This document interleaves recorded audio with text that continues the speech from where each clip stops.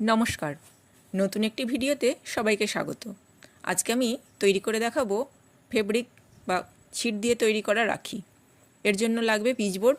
পিচবোর্ডটাকে আমি গোল করে কেটে নিলাম পেন্সিল কম্পাসের সাহায্যে।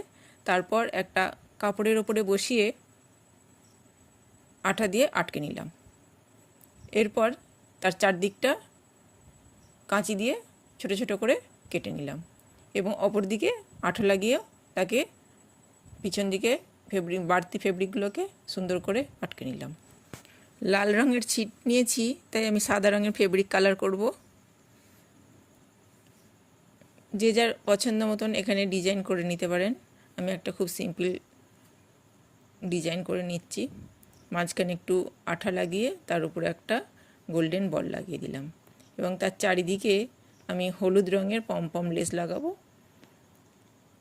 একটু আঠা দিয়ে পমপমের ধারগুলোতে একটু আঠা দিয়ে ওই যে নকশা করা ডিজাইনটা করেছিলাম সেই বোর্ডটাকে পমপমের সঙ্গে আটকে দিলাম।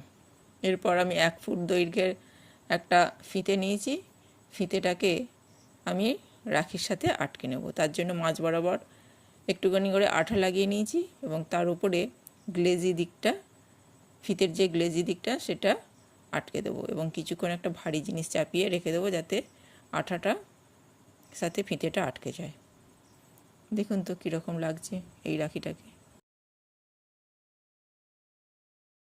অর্ডারের কিছু রাখি আমি তৈরি করেছি, ধান দুর্বা এবং নাম লেখা।